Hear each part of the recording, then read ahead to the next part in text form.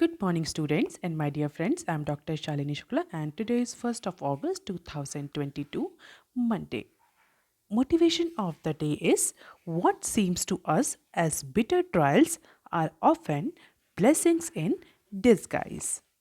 आज के डिस्कशन में हम ये सारे न्यूज़ आर्टिकल कवर करेंगे। तो देख लेते हैं आज का पहला न्यूज़ आर्टिकल, जो कि बिजनेस स्टैंडर्ड के पेज नंबर 4 पर दिया हुआ है, और पेज नंबर 1 के आर्टिकल हमने इस सेक्शन में कवर किए हैं। तो देख लेते हैं पहला article, tax payers fair notice due to IT department slips. जैसा कि हम सभी को पता है कि कल लास्ट डेट थी फाइनेंशियल ईयर 23 का ITR फाइल करने की, और बहुत सारे लोगों ने कल, बहुत सारे टैक्स पेयर्स ने कल इनकम टैक्स फाइल किया, इनकम टैक्स रिटर्न फाइल किया, and after the filing of ITR they have received the notice, or we may call it annual information system, after the submission of their ITR, and that AIS or annual information system provided by IT department in many of the cases is showing income in excess of their earnings. तो ITR file करने के बाद जो tax payers को annual information statement AIS मिला, उसमें कई सारे AIS में कुछ एरर्स थी, क्योंकि जो टैक्स पेयर्स की जो अर्निंग्स थी उससे ज़्यादा की इनकम उस AIS में रिफ्लेक्ट हो रही हैं, शो हो रही हैं। तो ITR फाइल करते समय जो एनुअल इंफॉर्मेशन सिस्टम मिला है इंडिविजुअल टैक्स पेयर्स को, that is showing some discrepancies, और इस डिस्क्रिपेंसीज की वजह से most of the tax payers are actually fearing that they will receive the notice from the government. क्यों? क्योंकि कहीं ना कहीं उनकी अर्निंग्स जो हैं उससे ज़्यादा इनकम उस AIS में एनुअल इंफॉर्मेशन सिस्टम में शो हो रही है। तो उनको ऐसा लग रहा है कि शायद IT डिपार्टमेंट्स उन्हें नोटिस सर्व कर दे बिकॉज ऑफ दिस डिस्क्रिपेंसी। हालांकि central board of direct taxes CBDT ने और इस जितने भी फेयर्स हैं इन सबको अनफाउंडेड बोला है, और कहा है कि ऐसा कुछ नहीं करेगा IT department. If there is any discrepancy you can complain about it. तो कल संडे को लास्ट डे था for financial year 23 ITR। Approximately 55.3 million returns जो हैं वो कल फाइल हुए 6 बजे तक, जो कि पिछले साल के कंपैरिजन में थोड़े से कम है। पिछले साल जुलाई 31 को अप्रॉक्सीमेटली 57 मिलियंस रिटर्न फाइल हुए थे। हालांकि उस ड्यूरेशन में अगर हमको याद हो तो दिसंबर 31 तक डेडलाइन एक्सटेंड कर दी गई थी because of the covid pandemic, because of the technical glitches in online platform of CBDT। हालांकि जो ये AIS में जो ग्लिचेस आ रही हैं, जो डिस्क्रिपेंसीज देखने को मिल रही है, most of the chartered accountants are saying that these discrepancies are particularly related to the post office schemes and income from the property। इस दो सेगमेंट में जो इनकम है वो इंडिविजुअल टैक्स पेयर्स की थोड़ी सी ज़्यादा निकल कर आ रही है, जबकि उतनी इनकम, उतनी अर्निंग्स इंडिविजुअल टैक्स पेयर्स की नहीं है, और इसी वजह से जो इंडिविजुअल टैक्स पेयर्स है वो थोड़ा सा इस बात को लेकर के फेयर कर रहे हैं कि शायद इनकम टैक्स डिपार्टमेंट CBDT ने इस डिस्क्रिपेंसी की वजह से notice, show cause notice serve कर दे। तो फिलहाल के लिए जो टैक्स पेयर्स हैं उनको बोला गया है कि they should provide their feedback and correct data at the time of reporting in the designated place in AIS portal itself। So let's see कि जो ये एरर आ रही है इसका फिलहाल के लिए CBDT कैसे इसको ट्रीट करता है। And this is the data about the ITR filing as of 31st July 2022। तो अप्रॉक्सीमेटली 55.3 मिलियन ITR फाइल हुए, जो कि पिछले साल 57 थे। थोड़ा सा रिडक्शन देखने को मिला है। 4.39 मिलियन रिटर्न्स फाइल हुए केवल और केवल संडे को as per the IT department. हालांकि ऐसा एंटिसिपेट किया जा रहा था कि ह्यूज ट्रैफिक की वजह से हो सकता है कुछ डेडलाइन एक्सटेंड करी जाए ITR फाइलिंग की, लेकिन फिलहाल के लिए IT डिपार्टमेंट ने अभी कोई भी डेडलाइन एक्सटेंशन अनाउंस नहीं किया है। अब देख लेते हैं article number 2 that is given on page number 4 of Business standard. SC observation on freebies judicial overreach से एक्सपर्ट्स।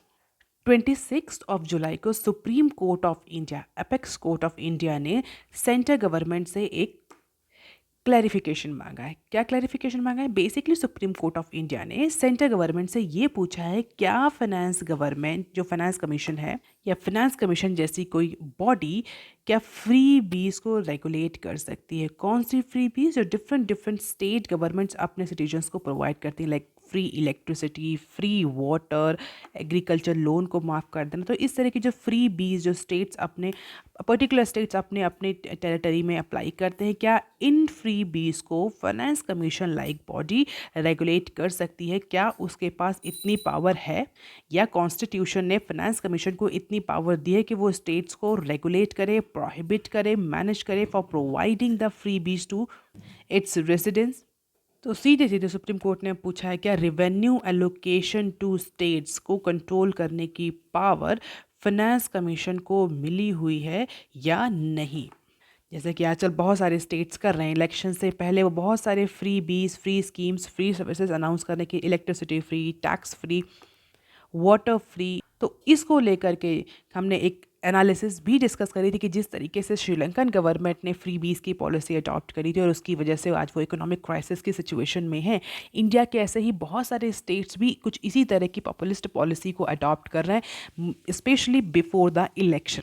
तो उसको लेकर के क्या वो स्टेट्स भी बैंक करप्सी या इकोनॉमिक क्राइसिस की सिचुएशन में जा सकते हैं कि नहीं? अगर आप रेगुलरली फॉलो कर रहे हैं न्यूज़ चैनल तो आपको पता होगा। तो उसी को लेकर के फाइनेंस कमीशन ने स्टेट्स की फ्री बीज और अननेसेसरी फ्री बीज, स्पेशली जो इलेक्शन से पहले अनाउंस होते हैं, उसको रेगुलेट करने की बात कही थी। और इसी के बाद से सुप्रीम कोर्ट ऑफ इंडिया ने सेंट्रल गवर्नमेंट से ये क्वेश्चन पूछा है। हालांकि इस सुप्रीम कोर्ट ऑफ इंडिया के इस पर्टिकुलर एक्शन पर जो लीगल और फिजिकल एक्सपर्ट हैं, उनका ये कहना है कि जो सुप्रीम कोर्ट का ऑब्जर्वेशन है फ्री बीज को लेकर के, फाइनेंस कमीशन को लेकर के, और जो क्वेश्चन सुप्रीम कोर्ट ने सेंट्रल गवर्नमेंट से पूछा है, that can be considered as overreach. Judicial overreach बहुत ज़्यादा आपने सुना होगा बिजनेस न्यूज़पेपर में और पॉलिटिकल न्यूज़पेपर में, judicial overreach, judicial overreach should be avoided. तो बेसिकली जुडिशियल ओवर रीच होता क्या, और जो लीगल और फाइनेंशियल एक्सपर्ट्स हैं सुप्रीम कोर्ट के इस क्लैरिफिकेशन को जो कि उसने सेंट्रल गवर्नमेंट से लिया है, उसको क्यों जुडिशियल ओवर रीच बता रहे हैं? तो एक बहुत सा एक कॉमन भाषा की टर्मिनोलॉजी, कभी कभी ये जुडिशियल एक्टिविज़म के नाम से भी आपने सुनी होगी। हालांकि जुडिशियल ओवर रीच और जुडिशियल एक्टिविज़म में थोड़ा सा हेयरलाइन डिफरेंस है, बहुत ज़्यादा उस कंटेक्स्ट में नहीं जाएंगे। लेकिन जुडिशियल अगर ओवर रीच की बात करें तो in simplest term we can simply define judicial overreach is happen when judiciary start interfering with the proper functioning of the legislative और executive organs of the government. हम सभी जानते हैं तीन पिलर्स हैं गवर्नमेंट के, लेजिस्लेटिव, एग्जीक्यूटिव्स एंड जुडिशरी। तो जब जुडिशरी जो है अपने वो डिसीजंस, अपने वर्डिक्ट या अपने प्रोएक्टिव नेचर की वजह से लेजिस्लेटिव और एग्जीक्यूटिव के फंक्शन में इंटरफेयर करने लगती है, तो उस पर्टिकुलर इंटरफेरेंस को हम जुडिशियल ओवररीच या जुडिशियल एक्टिविज्म कहते हैं। कॉन्स्टिट्यूशन में इन तीनों ही गवर्नमेंट के ऑर्गन्स का फंक्शन प्रॉपरली डिफाइंड है, इनके फंक्शंस, इनकी पावर प्रॉपरली सेग्रीगेटेड है, प्रॉपरली डिफाइंड है। Legislature can not interfere into the function of executive and legislature can not interfere into the function of judiciary and vice versa. Judiciary can also not interfere and are not suppose to interfere into these functions of these two organs of the government. और जब judiciary अपनी power का misuse करते हुए ये काम करने लगती है, इट मीन्स लेजिस्लेटिव और एग्जीक्यूटिव फंक्शंस के डोमेन में इंटरफेयर करने लगती है, तो that interference is called as judicial overreach, judicial activism और इंटरफेरेंस। हालांकि कई बार जुडिशियल एक्टिविज्म और जुडिशियल ओवररीच की वजह से जो इंडियन जुडिशरी है उसने बहुत बड़े बड़े सिग्निफिकेंट इंपॉर्टेंट डिसीजन लिए हैं related to society and economy. और ऐसा कहा जाता है कई बार सिटीजन्स के राइट को इंश्योर करने के लिए, जस्टिस को इंश्योर करने के लिए जुडिशरी जो है वो ओवररीच की सिचुएशन में, एक्टिविज्म की सिचुएशन में जाती है, and it is actually desirable. हालांकि इसके दोनों ही आर्ग्यूमेंट हैं कि जुडिशरी ओवररीच या judicial activism is required, it justifiable और नॉट। हम उस पर्टिकुलर आर्ग्यूमेंट में फ़िलहाल के लिए नहीं जाएंगे। तो जैसे ही सुप्रीम कोर्ट ऑफ इंडिया ने सेंटर से ये क्लैरिफिकेशन मांगा whether finance commission like body can regulate the freebie, can regulate the revenue revenue collection to states. तो लीगल और फाइनेंशियल एक्सपर्ट का कहना है कि जुडिशियल ओवररीच, जुडिशरी जो है वो लेजिस्लेटिव और executive organs of the government में इंटरफेयर कर रही है। इसके अलावा अभी फिलहाल के लिए कोई भी फाइनेंस कमीशन नहीं है इंडिया में, क्योंकि जो 15वां फाइनेंस कमीशन था उसका टर्म एंड हो चुका है और 16th फाइनेंस कमीशन अभी बना नहीं है। तो इस तरह के क्वेश्चन जुडिशरी का पूछना सिंपली ये इंडिकेट करता है कि जुडिशियल ओवररीच हो रहा है, जुडिशियल एक्टिविज्म हो रहा है। और बेसिकली फाइनेंस कमीशन जो प्रायर मेंबर्स थे, 15th फाइनेंस कमीशन के जो पहले के मेंबर्स थे, उनका ये कहना है कि अगर सुप्रीम कोर्ट इस तरह के क्वेश्चंस पूछ रहा है तो डेफिनेटली सुप्रीम कोर्ट को यही रिस्पांस देना चाहिए कि जो 15th फाइनेंस कमीशन है उसका टर्म अक्टूबर 30, 2020 को एंड हो गया है। जब 16th फाइनेंस कमीशन बनेगा तब इस क्वेश्चन को एड्रेस किया जाएगा। हालांकि सुप्रीम कोर्ट ने जो नेक्स्ट हेयरिंग है वो अगस्त 3 में शेड्यूल कर दी है, जहां पर गवर्नमेंट को रिप्लाई करना है, सेंट्रल गवर्नमेंट को रिप्लाई करना है सुप्रीम कोर्ट को ऑन दिस क्वेश्चन। अब क्वेश्चन ये उठता है कि फाइनेंस कमीशन पे ये जो क्लैरिफिकेशन है ये सुप्रीम कोर्ट क्यों मांग रहा था? सडनली सुप्रीम कोर्ट इस ओवर रीच पे क्यों चला गया, एक्टिविज्म में क्यों चला गया? क्योंकि रिसेंटली सुप्रीम कोर्ट की जो एपेक्स कोर्ट की एक बेंच में एक प्लिया, ये एक पटिशन फाइल हुई। किसने फाइल करी वो पटिशन? एक इंडिविजुअल लॉयर ने फाइल करी, जहां पर उस पटिशन को हेयर करते हुए सुप्रीम कोर्ट ऑफ इंडिया ने ये पर्टिकुलर क्वेश्चन, फाइनेंस कमीशन से रिलेटेड क्वेश्चन गवर्नमेंट से पूछा। जो केस था वो किस चीज़ से रिलेटेड था? केस बेसिकली इलेक्शन कमीशन को डायरेक्शन देने से रिलेटेड था। किस बात का डायरेक्शन? कि इलेक्शन कमीशन जो है वो जो पॉलिटिकल पार्टीज़ हैं, ऐसी पॉलिटिकल पार्टीज़ जो इलेक्शन से पहले फ्री बीज डिस्ट्रीब्यूट करती हैं, उस फ्री बी को रेगुलेट करे इलेक्शन कमीशन। तो बेसिकली एक पटिशन फाइल हुई थी सुप्रीम कोर्ट में, जो ये सुप्रीम कोर्ट से रिक्वेस्ट कर रही थी सुप्रीम कोर्ट इलेक्शन कमीशन को डायरेक्ट करे कि जितनी भी पॉलिटिकल पार्टीज़ हैं जो कि इलेक्शन से पहले किसी भी तरह के फ्री बीज अनाउंस करती हैं, फ्री बीज सर्विसेज अनाउंस करती हैं, उन सबको रिस्ट्रिक्ट कर दिया जाए, मोर स्पेसिफिकली पोल से पहले। इसके अलावा पटिशन में ये भी बोला गया है कि the political party should be disqualified और its symbol should be disqualified if any political parties distribute the freebies before the polls। और इसी पटिशन को सुनते हुए जो इलेक्शन कमीशन था उसने अपना पॉइंट ऑफ व्यू रखा सुप्रीम कोर्ट में और कहा कि इलेक्शन कमीशन के पास ये पावर नहीं है। इलेक्शन कमीशन जैसी बॉडीज़ पॉलिटिकल पार्टीज़ को रेगुलेट नहीं कर सकती किसी भी तरह के प्रोमिसेस को करने और ना करने के लिए, मोर स्पेसिफिकली फ्री बीज, फ्री सर्विसेज से रिलेटेड। तो इस पर्टिकुलर इशू से एक क्वेश्चन अराइज होगा, इलेक्शन कमीशन, फाइनेंस कमीशन जैसी बॉडीज़ के पास ये अथॉरिटी है कि वो गवर्नमेंट को, स्टेट्स को, पॉलिटिकल पार्टीज़ को रोक सकें किसी भी तरह के फ्री बीज के प्रोमिसेस से? और इसी को लेकर के सेंटर से क्वेश्चन पूछा गया है। तो लेट्स सी अगस्त 3 को सेंट्रल गवर्नमेंट क्या आंसर करती है, but this answer will definitely decide the future of elections in India. That is why I have covered this particular news. और एक्सपर्ट्स का कहना है कि ये पॉलिटिकल और फिजिकल रैम की बात है, जुडिशियल ओवररीच नहीं होना चाहिए। जुडिशरी की बात नहीं है कि किस तरह के फाइनेंशियल या किस तरह के फ्री बीज प्रोवाइड करी जाए, किस तरह से इकोनॉमी चलाई जाए, पॉलिटिकल पार्टीज क्या करती हैं। All these are the political and physical domain का judiciary, supreme court should not overreach into this domain. Let us see, अभी फिलहाल के लिए जो 15th फाइनेंस कमीशन के मेंबर्स हैं, they are actually defending these freebies. अब देखना है अगस्त 3 में सुप्रीम कोर्ट क्या डिसीजन लेती है इस फ्री बीज से रिलेटेड, क्योंकि इंडिया में इस समय ये बहुत ज़्यादा पॉपुलर है फ्री सर्विसेज प्रोवाइड करना, specially political parties, and that will definitely debilitate the health of government at centre as well as the state level. और इस रिसेशन की सिचुएशन में इस हेड, जबकि ऑलरेडी इंडिया जो है वो इन्फ्लेशन और अदर माइक्रो इकोनॉमिक सिचुएशन से परेशान है या इम्पैक्ट हो रही है, उस सिचुएशन में इस तरह के फ्री बीज, free services, tax free services offer करना गवर्नमेंट के लिए कितना फीजिबल है एज अ होल, और इकोनॉमी के लिए उसका क्या इम्पैक्ट है, that is very much required to be studied. That is why this question by Supreme Court is very much pertinent. अब देख लेते हैं article number 3 that is given on page number 4 of Business Standard. India's status as observer raises doubt on IPEF plans. तो 14 members की IPEF members की जो summit थी वो जस्ट अभी कुछ दिन पहले कंक्लूड हुई और इंडिया ने उस पर्टिकुलर मीटिंग में, उस पर्टिकुलर समिट में एज अ ऑब्जर्वर पार्टिसिपेट किया। What is IPEF? That is Indo Pacific economic framework, जो कि बेसिकली US ने लीड किया है इस पर्टिकुलर मल्टीलैटरल ऑर्गेनाइजेशन का फॉर्मेशन। और इंडिया इस 14 मेंबर के जो मल्टीलैटरल ऑर्गेनाइजेशन है या मल्टी गवर्नमेंट ऑर्गेनाइजेशन, इसमें एज अ ऑब्जर्वर सेट कर रहा है, एज अ ऑब्जर्वर इंडिया ने ज्वाइन किया है। तो एक्सपर्ट्स का ये कहना है या मानना है कि इंडिया का जैसा पार्टिसिपेशन रहा रिसेंट समिट में, इंडिया ने जिस तरीके से ऑब्जर्वर की तरह पार्टिसिपेट किया, इस पर्टिकुलर टैग के साथ या इस स्टेटस के साथ इंडिया में not be ready to yet fully commit to itself to the ongoing discussion to finalise the contours of trade deal among the 14 IPF members.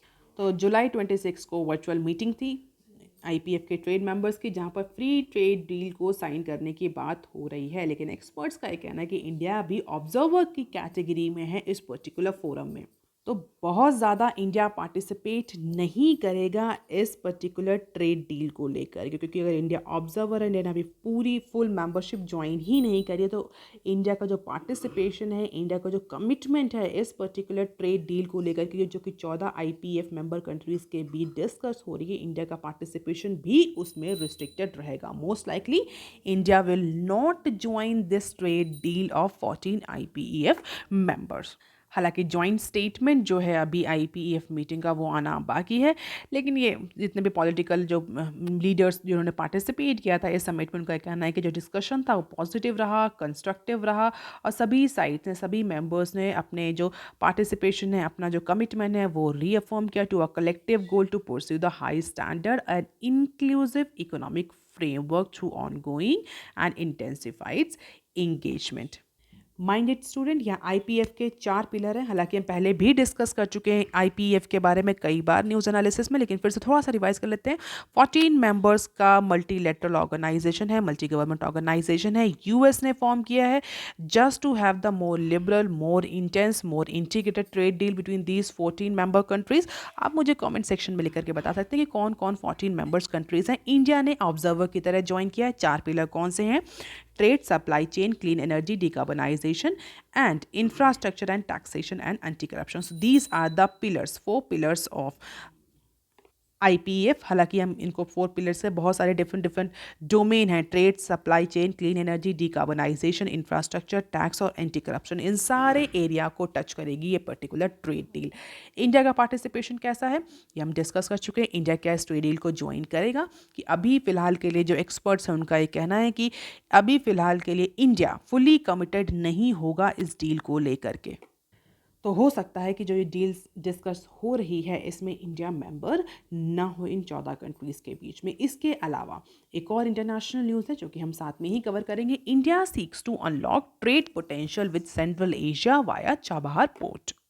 Sunday को हमारे यूनियन मिनिस्टर ने सेंट्रल एशियन कंट्रीज़ के बहुत सारे diplomats को engage किया, उन्हें address किया, और उस पर्टिकुलर एड्रेस में उन्होंने इंडिया का जो रोल है सेंट्रल एशिया और यूरोप में ट्रेड को इंक्रीज करने का उस पर डिस्कशन किया। तो बेसिकली इस पर्टिकुलर स्टेटमेंट और उनके स्टेटमेंट के अकॉर्डिंग अभी फ़िलहाल के लिए इंडिया जो है वो छाबार पोर्ट को के जो बेनिफिट्स हैं उसको मैक्सिमाइज़ करने की कोशिश करें, क्योंकि इस समय international north south transport corridor, जिसको हम INSTC भी बोलते हैं, international north south transport corridor, इस पर बहुत तेज़ी से डेलिब्रेशन चल रहे हैं और उसको बहुत फास्ट मैनर में एग्जीक्यूट करने की बात हो रही है, जहाँ पर इंडिया को फुल कनेक्टिविटी मिलेगी इंडिया और यूरोप या रशिया से होते पूरे कंट्रीज़ के बीच में। और इससे जो बायलैटरल ट्रेड है वो बहुत ज़्यादा इम्प्रूव होगा, मल्टीलैटरल ट्रेड बहुत इम्प्रूव होगा, और डेफिनेटली चाइना का जो इमरजेंस है उसको भी काउंटर करने में बहुत ज़्यादा हेल्प मिलेगी। और ये जो INSTC है, it's a multi modal network of ship, rail, road routes for moving freight between India, Iran, Azerbaijan, Russia, central Asia and Europe. तो बहुत सारे रीज़न जो हैं वो इससे कनेक्ट होंगे। हालांकि बहुत ज़्यादा डिस्कशन नहीं करेंगे अभी इस पर्टिकुलर INSTC पर, but yes this is a route that is primary involve moving freight from India, Iran, Azerbaijan, Russia via ship, rail and road. तो एक एम्बिशियस इंफ्रास्ट्रक्चर डेवलपमेंट प्रोग्राम है और बहुत टाइम से ये प्रपोज था। हालांकि अब रिसेंटली इस पर जो डेलिब्रेशंस हैं वो इंक्रीज़ कर दिए गए हैं और इसी बीच में इंडिया इज़ ऑल्सो लुकिंग, और ऐसा कहा जा रहा है कि इंडिया इज़ ऑल्सो, किसने कहा है, जो हमारे यूनियन मिनिस्टर है उनके अकॉर्डिंग इंडिया इस समय अपने फुल पोटेंशियल पर है कि वो छाबार पोर्ट को इस particular INSTC infrastructure development programme के थ्रू इसका मैक्सिमम बेनिफिट जो है वो रियलाइज़ कर सके, क्योंकि ये बहुत टाइम से डोमेंट पड़ा था ये छाबार पोर्ट, जिसको इंडिया ने ही डेवलप किया था। आप मुझे कमेंट सेक्शन में लिख करके बता सकते हैं कि ये पोर्ट कहाँ पर है and why India is so keen to revive this domain port amid this fast track deliberations on INSTC। तो 7,200 किलोमीटर का जो कॉरिडोर डेवलप किया जा रहा है INSTC में, इसमें छाबार पोर्ट जो है वो एक इम्पॉर्टेंट रोल प्ले कर सकता है for optimising the trade potential between India and Russia. और इस समय जो सिचुएशन चल रही है तो डेफिनेटली रशिया और इंडिया दोनों ही इस पर्टिकुलर ट्रेड रूट को रिवाइव करने के लिए, उसे फास्ट ट्रैक मैनर में जल्दी से डेवलप करने के लिए कीन है। अब देख लेते हैं article number 4 that is given on page number 10 of Business Standard. The great resignation work, most job swappers got a raise. 2021 में यूएस में एक ट्रेंड देखा गया था मास रेजिग्नेशन, और जिसमें मिड करियर और मिड एज एम्प्लॉयज़ थे, उन्होंने मास नंबर्स में रेजिग्नेशन दिया था from their current jobs. Resignation दिया था because of lot of issues. There is a one study by HBR on this mass resignation कि क्या ट्रेंड था, किस तरह के एम्प्लॉयज़ ने रेजिग्नेशन दिया, क्या रीजंस थे एम्प्लॉयज़ ने क्यों रेजिग्नेशन दिया मास नंबर में। तो अगर आप बहुत ज़्यादा जानना चाहते हैं इस पर्टिकुलर ग्रेट रेजिग्नेशन को, तो आप इस HBR की स्टडी को देख सकते हैं। अदरवाइज अगर शॉर्ट फॉर्म में मैं आपको बताऊँ तो मिड जो करियर के एम्प्लॉयज़ थे, मिड एज एम्प्लॉयज़ थे, उन्होंने because of the health issues, because of the salary hikes, because of the working conditions, because of the less job satisfaction, उन्होंने मास नंबर्स में पैंडमिक के ड्यूरेशन में resign किया था with the hope of getting more salary, better working conditions and better working opportunity. और उस मास resignation को great resignation का टर्म दिया गया था। हालांकि उस ड्यूरेशन में कंपनीज ने बहुत ज़्यादा कोशिशें भी करी एम्प्लॉयज़ को रिटेन करने की, बट बहुत ज़्यादा इम्पैक्ट उसका नहीं दिखा। तो ये इस पर्टिकुलर फिनोमिना को ग्रेट रेजिग्नेशन, मास रेजिग्नेशन का टर्म दिया गया।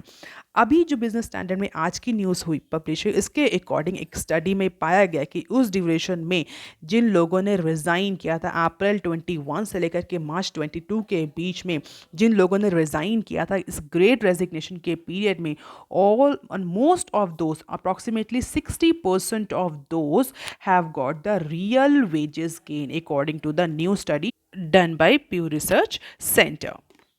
तो 60% के केसेस में सैलरी हाइक देखने को मिला, जबकि ऐसे एम्प्लॉयज़ जिन्होंने रिज़ाइन नहीं किया, जो अपने एम्प्लॉयज़ के साथ बने रहे, जिन्होंने कमिटमेंट, लॉयल्टी शो करी, उसमें से 50% से भी कम में हम देखें या 40% अप्रॉक्सीमेटली ने केवल वेज हाइक देखा। तो so called resignation has brought massive upwell in the labour market with quits rate at high possible not seen since 1970s। तो 1970s के बाद से ये सबसे बड़ा रेजिग्नेशन देखना, कि सबसे ज़्यादा अमाउंट में रेजिग्नेशन यूएस के इकोनॉमी में देखने को मिला। और स्टडीज़ के अकॉर्डिंग इस रेजिग्नेशन का, इस मास क्विट का बेनिफिट भी एम्प्लॉयज़ को और लेबर मार्केट में क्लियरली विजिबल हो रहा है। ऐसे एम्प्लॉयज़ जो कि स्टे कर गए, जिन्होंने छोड़ी नहीं जॉब, उनकी सैलरी में बहुत ज़्यादा हाइक देखने को नहीं मिला, जबकि ऐसे एम्प्लॉयज़ जिन्होंने इस मास रेजिग्नेशन, ग्रेट रेजिग्नेशन के पीरियड में जॉब छोड़ी, they have got the good raise in their salary as per the research centre. तो इसको लेकर के बहुत डिटेल स्टडी है कि किस तरह के लोगों ने छोड़ा, कितनी सैलरी इंक्रीज़ हुई, कितना इंक्रीज़ नहीं हुई। तो अगर आप थोड़ा सा इंटरेस्टेड हैं, if you are the HR people, you can just read this study in combined with the study of HBR। तो HBR की स्टडी के साथ ही आप इस पर्टिकुलर रिसर्च सेंटर की स्टडी भी देख सकते हैं in order to have the better understanding on labour market. So these are the glimpse. On an average, 4 million workers quit each month from January to March this year. Women who quit more likely than men to take a break from the labor force, यानी जो female gender है उसमें ज़्यादा resignation देखने को मिले in comparison to male. section. So annual turnover or employee turnover or attrition rate was approximately 30% of the workforce or 50 million workers, and about 20% of the workers says they are not or they are likely to look for the new job in the next 6 months, and almost 30% financially insecure workers are likely to change. और इसी study के according कुछ और projections भी किए गए हैं कि आने वाले टाइम में क्या रेजिग्नेशन का या मास रेजिग्नेशन का ट्रेंड चलता रहेगा। तो अगर आप इंटरेस्टेड हो you can study this particular news in great detail. आप देख लेते हैं some other news clips. RBI में push rates up 30 to 50 bps. तो अगस्त में आरबीआई की रिव्यू मीटिंग शेड्यूल है और उसको लेकर के बिजनेस स्टैंडर्ड ने एक पोल कराया, जैसे पहले कराया था मई में, उसी तरीके से बिजनेस स्टैंडर्ड ने फिर से पॉलिसी पोल कराया, जहाँ पर बहुत सारे एक्सपर्ट्स से पूछा गया कि उनको क्या लगता है कि रिजर्व बैंक ऑफ इंडिया इस पर्टिकुलर पॉलिसी मीटिंग में क्या repo rate, reverse repo rate या पॉलिसी रेट को हाइक करेगा, और हाइक करेगा तो कितना करेगा। तो अप्रॉक्सीमेटली 10 इंस्टीट्यूशंस ने इस पर्टिकुलर पोल में पार्टिसिपेट किया, including Standard Chartered Banks, ICICI Security, Yes Bank, Quant Eco, Axis Bank, HDFC Bank, Barclays, Bank of America, India Rating and Research, and EGF और MK ग्लोबल फाइनेंशियल सर्विसेज। और इन सब के according ये एक unanimous decision निकल कर आ रहा है कि yes RBI will go for policy rate hike. RBI जो है वो पॉलिसी रेट हाइक पर जाएगा in order to tame the inflation. So front load rate hike का एंटिसिपेशन है और सारे ही इंस्टीट्यूशन का ये कहना है कि पॉलिसी रेट हाइक होगा। हाँ, क्वांटम में डिफरेंस है, लेकिन अप्रॉक्सीमेटली अगर एक रेंज निकाली जाए तो इन सारे जो 10 इंस्टीट्यूशन जिन्होंने इस पोल में पार्टिसिपेट किया उनका ये कहना है कि 30 से 50 बीपीएस पॉइंट तक का आरबीआई इंक्रीज कर सकती है पॉलिसी रेट में। तो रेट हाइक की जो एक्सपेक्टेशन है वो अप्रॉक्सीमेटली 30 से 50 है। हालांकि अगर हम मोड देखें, mode I think those who are belonging to statistics they must be knowing, तो 50 तो मिनिमम मतलब अप्रॉक्सीमेटली जो मैक्सिमम नंबर है इंस्टीट्यूशन दे आर एंटिसिपेटिंग कि 50 बीपीएस पॉइंट का इंक्रीज तो आरबीआई करेगी ही करेगी इस बार पॉलिसी रेट रिवीजन में। और इसी से लेकर के पेज नंबर 17 में एक आर्टिकल दिया हुआ है मिस्टर तमल बंदोपाध्याय का कि क्या मीनिंग होगी 50 और 35 बीपीएस पॉइंट का इंक्रीज करने का। तो आप देख सकते हैं अगर आप बहुत डिटेल में पढ़ना चाहते हैं, but all these are the speculation, but जब आरबीआई एक्चुअली में इंक्रीज करेगा तो उसको हम डिटेल में स्टडी करेंगे। इसी के साथ अगर इंडिया में इन्फ्लेशन बढ़ रही है तो डेफिनेटली यूके यूएसए भी सेम ट्रेंड ही फेस कर रहे हैं, और इस बार ऐसा एंटिसिपेट किया जा रहा है कि यूके में भी 27 सालों के बाद एक बिगेस्ट हाइक देखने को मिलेगा इंटरेस्ट रेट में। तो उसको न्यूज़ को भी हम यही कवर करेंगे।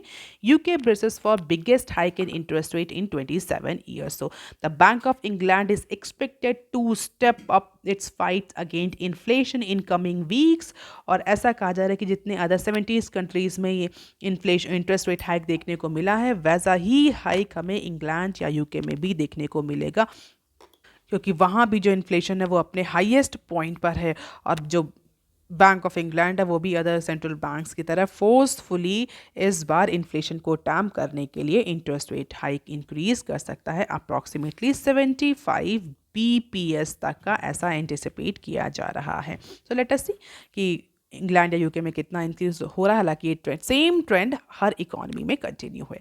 अब देख लेते हैं नेक्स्ट क्लिप। फेस्टिव सीजन्स में सी ब्रेक फ्रॉम प्राइस सर्जेस। तो इंडिया में फेस्टिवल सीजन आने वाला है, और स्पेशली दिवाली जैसे सीज़न में इंडिया में ऑटोमोबाइल्स और जो कंज्यूमर ड्यूरेबल्स प्रोडक्ट्स हैं उनकी सेल जो है वो बहुत ज़्यादा बढ़ती है। तो इस बार जो ऑटोमोबाइल कंपनीज़ हैं, इलेक्ट्रॉनिक कंपनीज हैं, दे आर एंटिसिपेटिंग और दे आर सेइंग दैट कि आगे आने वाले इस फेस्टिव सीज़न में वो फ़िलहाल के लिए जो अपना रेट हाइक है, जो कॉस्ट जो उस तरह से वो प्राइस हाइक कर रहे हैं because of the increasing commodity prices, because of the inflation, फ़िलहाल के लिए फेस्टिव सीज़न में वो उसको पॉज कर रहे हैं जिससे कि ज़्यादा से ज़्यादा सेल वो अट्रैक्ट कर सकें।